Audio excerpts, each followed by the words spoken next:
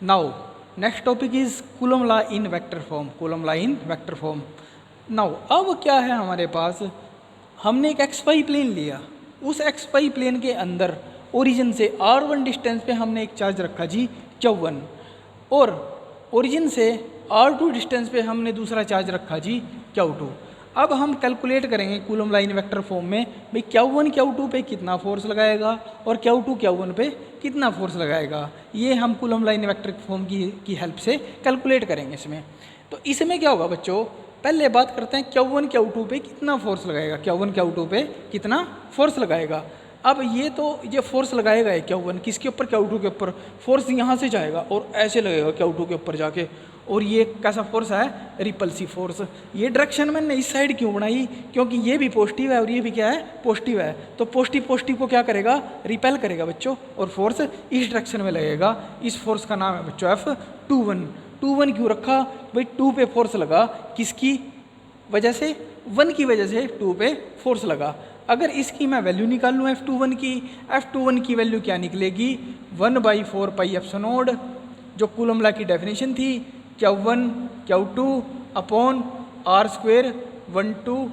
और डायरेक्शन दिखाने के लिए मैं क्या करूँगा, यूनिट वेक्टर का यूज करूँगा भाई, अलोंग r12 अलोंग, सॉरी ये जो फोर्स होगा ये होगा F21। ये इसकी वैल्यू बच्चों मैंने निकाल ली, जो 21 है वो किसके इक्वल आ गया, 1/4 pi epsilon not Q1 Q2। यहाँ पे 1 2 क्यों डाला, फोर्स ऐसे गया 1 से लेके 2 की तरफ गया, 1 से लेके 2 की तरफ गया, ठीक है। फोर्स ने ऐसे डिस्टेंस ट्रेवल की 1 से 2 पे, इसलिए मैंने यहाँ पे क्या डाला r12। अगर r12 की वैल्यू निकाल लें, r12 का मतलब क्या है बच्चों, final position minus initial position, r2 minus r1। Suppose आपके पास एक स्केल है, स्केल पे आपने मेजर किया जी 4 सेंटीमीटर है, वो 4 सेंटीमीटर कैसे आ गया, आपने कैलकुलेट कैसे की, इनिशियल कहाँ से स्टार्ट करते हैं, 0 से। तो आपके पास क्या बचा, 4 - 0 = 4, मतलब फाइनल माइनस इनिशियल किया आपने। ऐसे ही इसमें r12 की वैल्यू क्या आएगी, r2 minus r1, final minus initial. अब हम क्या करेंगे, इस यूनिट वेक्टर को ब्रेक करते हैं। यूनिट वेक्टर ब्रेक करने का फार्मूला आपने +1 में सीखा होगा। ये क्या होता है, यूनिट वेक्टर सिंपल वेक्टर और नीचे उसका मैग्नीट्यूड आगा जी, ऐसा फार्मूला आपके पास +1 में वेक्टर चैप्टर में आप लोग पढ़ चुके हो। अब मैं यहाँ पे इस यूनिट वेक्टर को ब्रेक करता हूँ। ब्रेक कैसे होगा बच्चों, ये देखो ध्यान से, F21 = 1/4 pi epsilon not Q1 Q2 upon r² 1 2 into simple vector, और नीचे क्या आ गया बच्चों, इसका मैग्नीट्यूड आ गया। अब बच्चों यहाँ पे क्या होगा, ये स्क्वेयर है और ये इसकी पावर 1 है, तो यहाँ पे नीचे क्यूब बन जाएगा बच्चों। F21 = 1/4 pi epsilon not Q1 Q2 into r³ 1 2, और यहाँ पे क्या आएगा, यूनिट वेक्टर आएगा r12। उसके बाद क्या होगा बच्चों, अगर इसको और ज़्यादा सिंप्लीफाई करना है, इस डायरेक्शन को, इसको और ज़्यादा सिंप्लीफाई करके हम लोग लिख सकते हैं यहाँ पे F21 = 1/4 pi epsilon not Q1 Q2 upon r2 minus r1, इसको मैग्नीट्यूड में डाल दो बच्चों, फाइनल माइनस इनिशियल करके लिखा मैंने यहाँ पे, और इसको भी हम ऐसे लिख सकते हैं फाइनल माइनस इनिशियल करके, ठीक है बच्चों। तो ये मेरे पास फोर्स की वैल्यू आई जो इस Q2 पे लगा, किसकी हेल्प, किसने लगाया, Q1 ने लगाया, वो मेरे पास ये चीज़ आई निकल के। अब मैं निकालता हूँ Q1 पे कितना फोर्स लगा। Q1 पे कितना फोर्स लगेगा बच्चों, Q1 पे कौन फोर्स लगाएगा, ये दूसरा चार्ज फोर्स लगाएगा Q2, और वो कैसे लगेगा, यहाँ से जाएगा, ये ऐसे ऐसे जाके वो ऐसे रिपल्सिव फोर्स होएगा, तभी मैंने एरो दूसरी साइड बनाया। कैसा फोर्स है बच्चों, रिपेल किया, इसने इसको धक्का दिया, मतलब दूसरी साइड। तो इस फोर्स का नाम है बच्चों मेरे पास F12। 1 2 क्यों रखा, ये 1 पे लगा, किसकी वजह से लगा, 2 की वजह से लगा बच्चों। अब हम इसकी वैल्यू को कैलकुलेट करते हैं F12 की। F12 की वैल्यू जो बच्चों मेरे पास आएगी कैलकुलेट करके, वो कूलम लॉ से कैलकुलेट होगी, वो भी 1/4 pi epsilon not Q1 1/4 pi epsilon not Q1 Q2 upon vector r1 2, तो यहाँ पे 2 1 आएगा, और यहाँ पे भी जो यूनिट वेक्टर डालूंगा मैं 2 1 डालूंगा।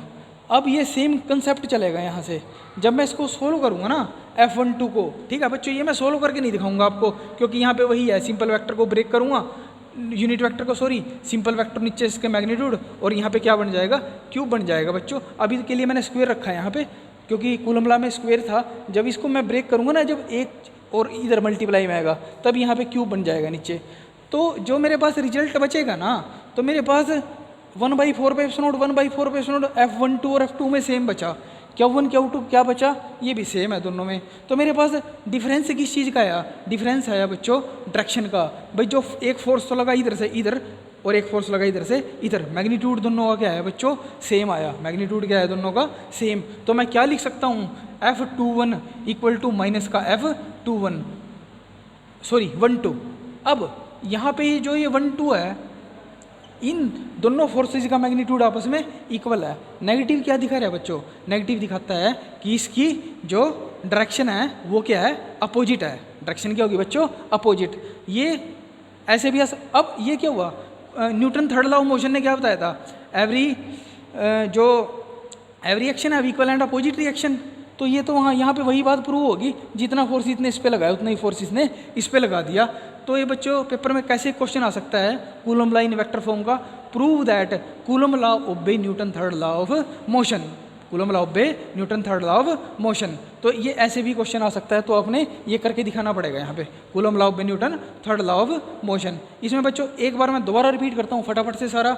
XY प्लेन लिया, उसके अंदर एक Q1 चार्ज लिया जो कि R1 डिस्टेंस पे है, एक Q2 चार्ज लिया जो कि ओरिजिन से R2 डिस्टेंस पे है। सबसे पहले F21 कैलकुलेट किया, भाई 2 पे फोर्स लगा, किसकी वजह से, F1 की वजह से। डायरेक्शन क्या आएगी बच्चों, ये भी प्लस है ये भी प्लस है, तो ये क्या सा फोर्स लगाएगा, रिपल्सिव फोर्स लगाएगा।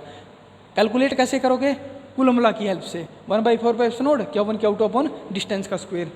तो हम डायरेक्शन दिखाने के लिए यूनिट वेक्टर का यूज करेंगे, यूनिट वेक्टर को ब्रेक करेंगे, सिंपल वेक्टर और नीचे उसका मैग्नीट्यूड। तो नीचे क्या आएगा बच्चों, क्यूब बन जाएगा। इसको हम फाइनल माइनस इनिशियल करके भी लिख सकते हैं, जो डिस्टेंस है नीचे। सेम इसका फोर्स कैलकुलेट करेंगे, 1 पे 2 F12 that is 1/4 Q1 Q2 upon R²। वो बच्चों सेम आएगा, बस क्या आएगा, डायरेक्शन अपोजिट आएगी। 1/4 सेम होगा, Q1 Q2 सेम होगा, बट डायरेक्शन उसकी क्या होगी, नीचे अपोजिट होगी। तो हम क्या लिख सकते हैं, F21 किसके इक्वल है, F12 के इक्वल है।